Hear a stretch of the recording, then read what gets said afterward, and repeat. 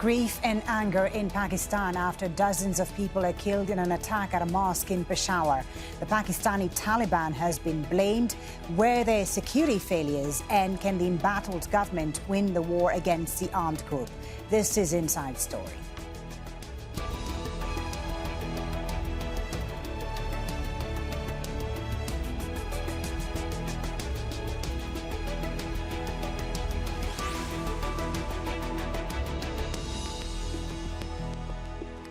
Hello and welcome to the program. I'm Folly by Thibault. Pakistan is mourning roughly 100 people killed in a suicide bombing at a mosque in Peshawar. The attack was the latest in a series blamed on the Tehrik-e-Taliban or the Pakistani Taliban. But the group's leadership has distanced itself from the bombing, saying holy places should not be targeted. However, it hasn't commented on why one of its commanders initially claimed responsibility. The attack took place in a highly fortified police compound. So was there a security failure, and what's behind the increase in attacks in Pakistan? We'll be putting those questions and more to our guests in just a few minutes. But first, this report from Kamal Haider in Peshawar. I'm standing on what was the roof of the mosque. It was afternoon prayer. The suicide bomber had placed himself in the front row of the congregational prayer, and that is when he detonated his device. Although the main rescue and relief and recovery effort is now over, you can still find the rescue teams here in order to ensure that nobody is still under the rubble and unaccounted for. This has been a difficult operation carried out in the dead of the night, but it has also left difficult questions for the authorities. What were they doing when they knew that there was a security threat? The intelligence agencies had told the authorities that suicide bombers had penetrated into the city of Peshawar, that there was a threat of an imminent attack, but they took it lightly. There is a sense of complacency. People have to answer for what happened here. How did the suicide bomber get into such a sensitive place? Answers are needed by the people who are angry. They're asking difficult questions, but the administration and the authorities, except for photo opportunities, will tell you that this is a fight against the terrorists. What the people want is security. Hundreds of policemen were present here. They're the foot soldiers who ensure peace and security in this country. But they are now the most vulnerable.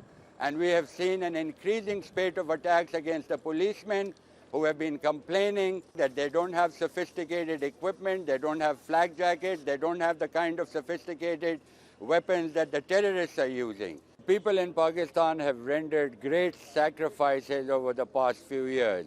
Over 80,000 people have laid down their lives in this country. And of course, the big question now is the administration able to cope with the new challenge? People are asking difficult questions. The threat is very high. The enemy or adversary is well equipped and also committed. And it will be a huge challenge in order to contain this new spike in violence. The Tehrik-e-Taliban Pakistan has been able to bring in sophisticated weapons from Afghanistan. They are now trying to gain a foothold in Pakistan. And it will be a huge challenge for the security apparatus in order to ensure that the sacrifices of the people of Pakistan do not go in vain. Well, the Pakistani Taliban has been fighting the government in Islamabad for more than 15 years, trying to impose its hardline interpretation of Islamic law. It has ties with Afghanistan's Taliban. In June last year, the group announced a ceasefire with the government after talks brokered by the Afghan Taliban. But in November, it ended the ceasefire, accusing the military of increasing attacks on its members. Since then, the group has expanded its offensive, ambushing police and security patrols. It wants the government to release its members from prison and reduce military presence in former tribal areas.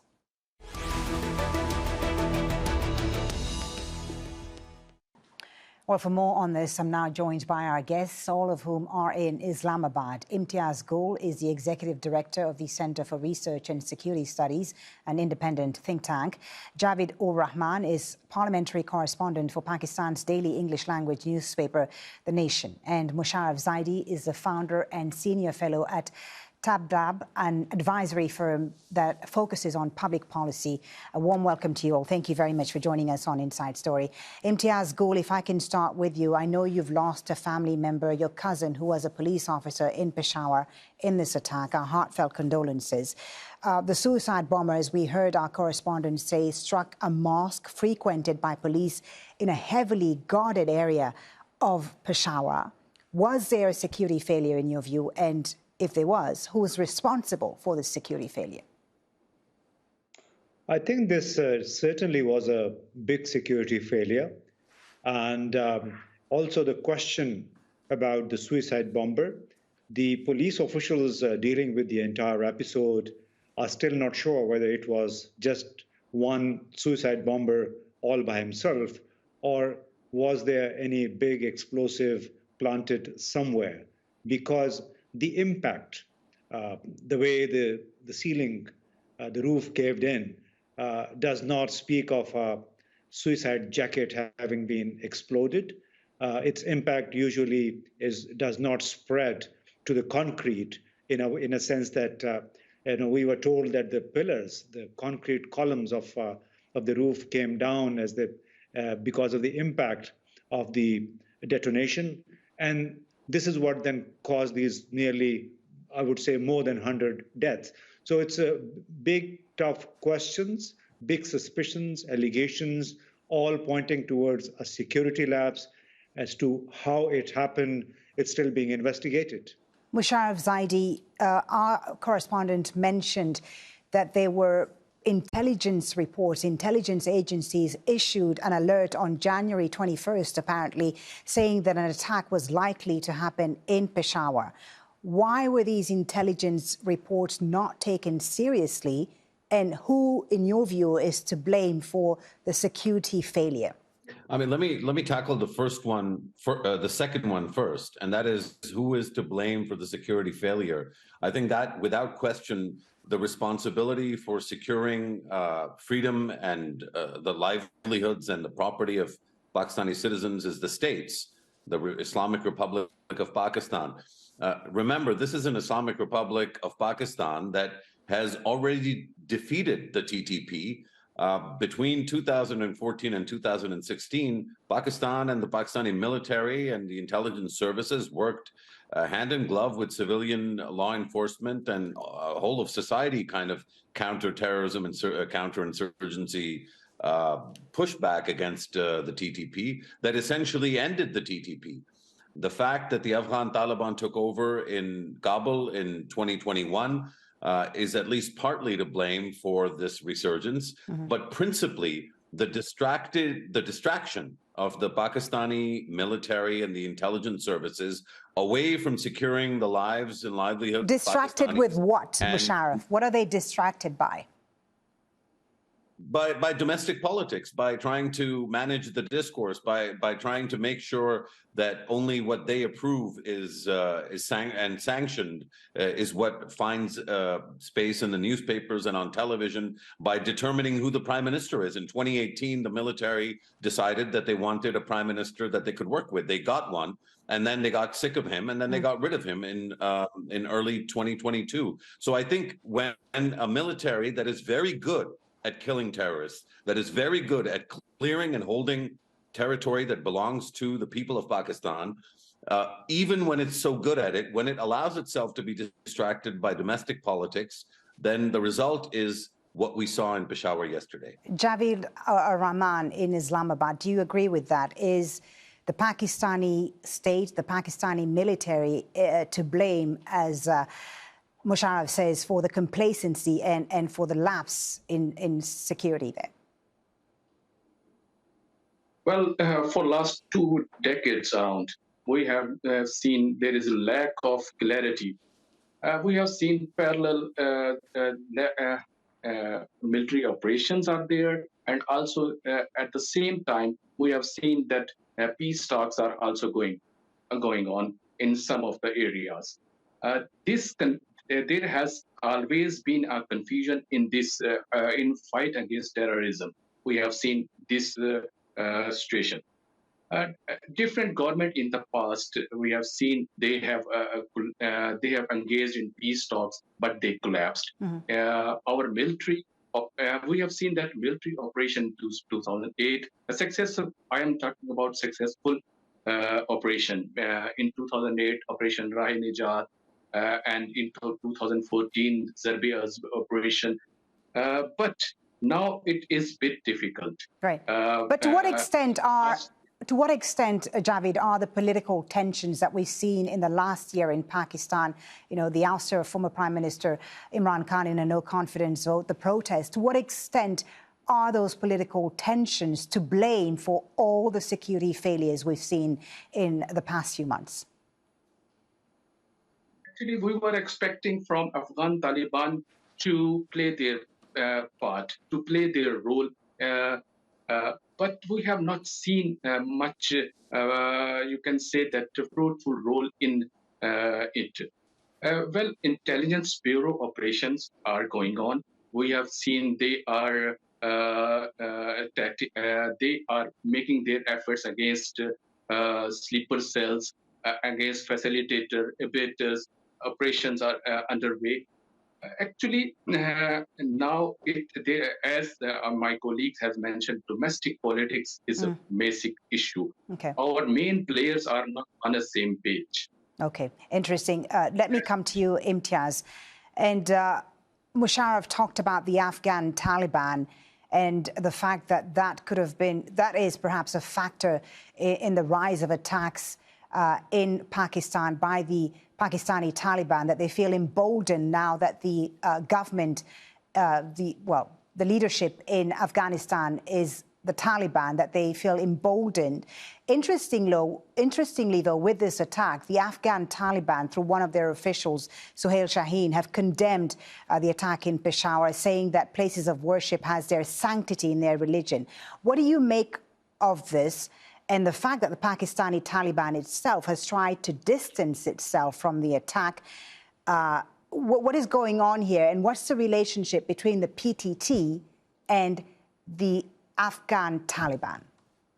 Well, it's a very complex issue, but let me say that the relationship between the Afghan and the Pakistani Taliban is very symbiotic, that both consider themselves as each other's comrades, and the Pakistani Taliban have vowed allegiance to the Afghan Taliban. So when they try to distance themselves from the Pakistani Taliban, it doesn't hold any water. Secondly, nearly 1,800 prisoners had fled the jails of Afghanistan when the Taliban returned to power in August 2021. Many of them were either TTP or ISK or Al-Qaeda leaders. Yes, so that has considerably contributed to the surge in violence. However, we must underline that Pakistan is facing a sort of proxy terrorism. It has been facing this proxy terrorism for more than a decade under different franchises. They may bear a different name, but the objective is the same, and that is to prick the state of Pakistan, to create a sense of instability in this country, to project Pakistan as an unstable, terror-stricken country. And this is, I would say, being externally driven. When I'm saying it's proxy terrorism, this is being externally driven. And externally driven by whom? Well, I wouldn't name, but there is no method to this madness that we see in this country. These a few thousand people cannot really even imagine to capture the state of Pakistan the way they have been claiming. They have been issuing denials in many cases, but these denials certainly hold water. And I think this is a perennial conflict that Pakistan finds itself in, regardless whether the army, the military makes a claim of having broken their backs. But I don't think we have broken their backs. This is a continuous fight that we shall have to fight until we have resolved a number of issues that are connected with China, that are connected China-US rivalry, as well as American-India relationship and Pakistan's relations with India. So okay, let's ask Mosharraf. Mosharraf, are there external factors at play here, you think, as Imtiaz believes? And talk to us about the rise in insurgency in Pakistan. What is behind this, and why are security forces specifically being targeted? Well, I think there's no question that Pakistan is the target of many different adversaries that seek to undermine and damage the Pakistani project. This is a fact of life for Pakistanis that we've dealt with since the founding of the country in 1947. As some viewers would know and others wouldn't, Pakistan was split into two in 1971. Pakistan has been the victim of perhaps the most sustained wave of terrorism really anywhere since 2001, since the U.S. mission to free Afghanistan of the Taliban began in October 2001. And whilst Pakistan has done all this, Pakistan has also concurrently been tarred and feathered as being too soft on the Taliban and being incapable. What I alluded to earlier is that the Pakistani There have also been reports, Mosharraf, that the Pakistani government, the government in Islamabad, directly supported the Afghan Taliban in their insurgency back in Afghanistan, directly supported them in ousting the government there and international forces. So I think that those are accusations that, sort of only hold water to the extent that the Pakistanis, since day one, have argued that the only way the issues in Afghanistan would be resolved would be around a table. That was the Pakistani position in Bonn in 2001, and it was the consistent, sustained position of Pakistan across a military dictator, an elected government of coalition partners, a government of only one party, then a government of their direct adversaries. No matter who's been in power in Pakistan, Pakistan has said the same thing. You will have to have a conversation with the Taliban in order to resolve the issues in Afghanistan. Unfortunately, that advice wasn't heeded. But that doesn't absolve Pakistan of its responsibility of protecting Pakistani citizens and lives. So yes, there are Pakistani adversaries, not just India, but other countries as well, that seek to take advantage of instability, economic crises, political crises. There has been proxy terrorism in Pakistan right since 1947. What the argument, however, needs to be focused on is the Pakistani state capable of fighting this, and what it has proven between 2014 and 2016 in particular is that it is absolutely capable of defending this country, of protecting Pakistani lives, and of reasserting the republic. But when you look at the current situation in Pakistan, and I'm going to put this question to Javaid, you've got a government today which is having to deal with multiple issues, an economic crisis, an energy crisis. Is the Pakistani government in its state today capable of fighting this insurgency? Well, it is a challenging task. It is you can say it is a daunting task. Right now, National Assembly's session is going on, and I believe that they will discuss about it, about this savage attack in Peshawar. But I would say that rhetoric and statements will not serve the real purpose. Actually, this is right now, we can see that this is opposition-less parliament. Government should immediately summon, I think, all parties conference. They should discuss this issue. They should make a strategy to deal with this menace. And also, I would mention here that opposition, you can say Imran Khan, Pakistan Tehrik-e-Taliban, they should also participate in this all-parties conference to chalk out a strategy to make there is a need of unity to deal with this issue. It is right now. It is. Are we going to see unity now, you think, in the aftermath of this attack? Because, as you know, Imran Khan has been very much opposed to this government, has been calling for elections in Pakistan. Are we going to see a bit of more of unity now in the aftermath of this attack, or not? Main political players are not on the same page. We are seeing that in the garb of, you can say, the peace talks, peace process and peace agreement, you can say that these militants in the garb of this penetrate in Pakistan, and they are scattered now. Now it is a bit difficult to find these militants. But our defense minister has hinted that military operation could be the option in near future. Okay. Imtiaz, can the Pakistani government, I'll put the same question to you as I did to Javaid, can the Pakistani government, which is today having to deal with a multitude of crises, and an economic crisis, an energy crisis as well, it's waiting for a bailout from the IMF, can it also take on and win this war against the Pakistani Taliban? Or is Pakistan going to know the same fate as Afghanistan and be one day ruled by the Taliban? Well, certainly Pakistan is not going to take the Afghanistan route as far as terrorism is concerned. But unfortunately, Pakistan's politicians as well as the military leadership as a whole have not risen to the strategic level that is required to fight the multiple crises that this country has been facing. The military has been wanting to reform the country. It has been wanting to take the country out of economic crisis, but it refuses also to disengage from political management. So that is the dilemma that Pakistanis have faced. The military is very good at fighting terrorism, at fighting also criminals, as it has demonstrated. But obviously, when it gets into this distraction, what Mosharraf has just said, the distraction, that distraction basically then undermines all the commitments, all the vows that the military gives itself of helping Pakistan move out of economic, social, and political crisis. So unless it really disengages from the main political discourse and lets the forces of political forces as well as forces of economy handle the project itself, it will be very difficult for Pakistan to grapple with these crises. All right. Mosharraf, your thoughts about this. You've said that the military in Pakistan, the government and the politicians are distracted.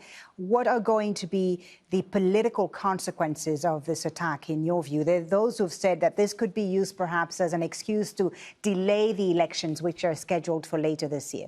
What are your thoughts on this? Look, I think the focus of the conversation needs to be on the victims of this attack and how this is going to be prevented in the future. But frankly, if you look at the history of how terrorism has been fought in Pakistan, politicians have had a very marginal role. And the reason for that is that the entire national security conversation in Pakistan is entirely and completely dominated by the military and the intelligence services. The fact of the matter is that until the military learns how to take orders from elected leaders and execute those orders to the fullest without believing that they are any better than politicians, any less corrupt than politicians, any more competent than politicians, Pakistan is going to continue to struggle. It's going to be very good at doing things like beating the TTP like it did in 2014 and 16, and then it is invariably going to let the jack back out of the box because the cycle of getting back into political management, the allure of that and the habit of that, the culture that's been established in this country is extremely powerful. We have many other problems in Pakistan that contribute to this. We have a calcified series of dinosaurs, both politically in the bureaucracy and in the public discourse, that dominate the conversation in a country with a median age of 23, a country that's bursting with youthful energy and entrepreneurial spirit and creativity, but one whose creativity and entrepreneurial spirit is being stuffed. And to top it off, a culture of fear is emanating because these kinds of terrorist attacks are allowed. So in the immediate, Mosharraf, how do you protect this population? How do you ensure that such attacks don't happen again? And you know, how do you bring about security in the immediate? Well, in the immediate run, there's no option other than robust counterterrorism operations. There was, in June of last year, there was a lot of conversation about potentially making concessions to the TTP.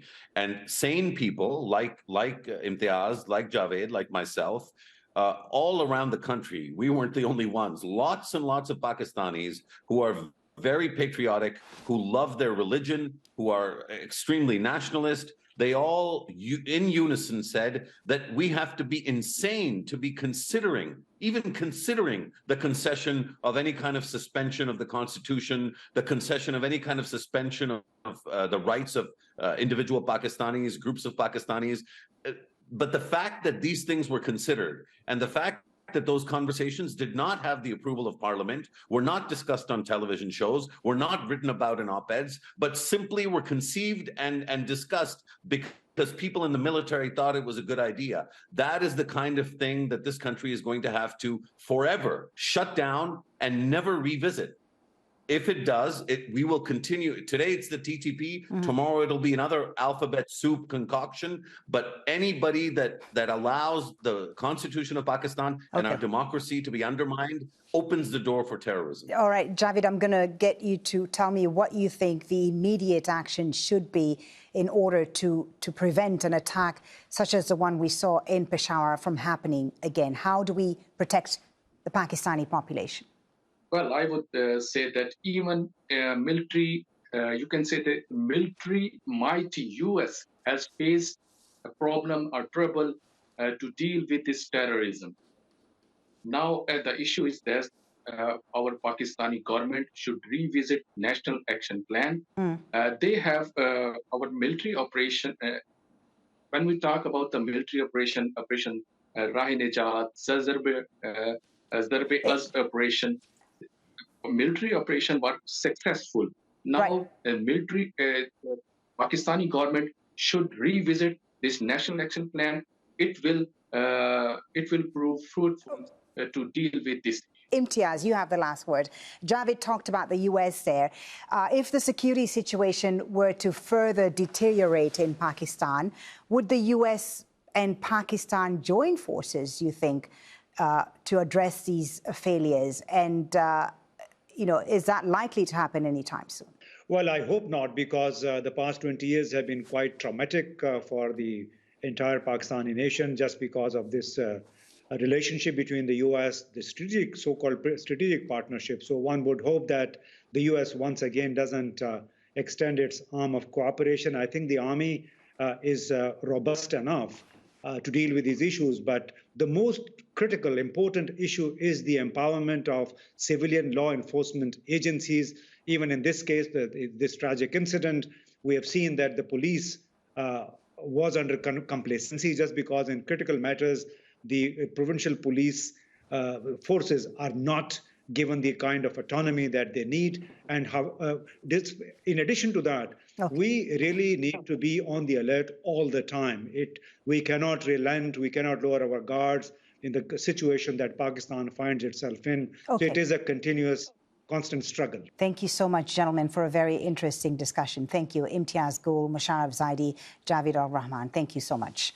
And thank you for watching this edition of Inside Story. You can always watch this program again anytime by visiting our website at aljazeera.com. For further discussion, go to our Facebook page. That's facebook.com/AJ Inside Story. You can, of course, also join the conversation on Twitter. Our handle is at AJ Inside Story. From me, Folly, Thibault, and the whole team here in Doha, thanks for watching. Bye for now.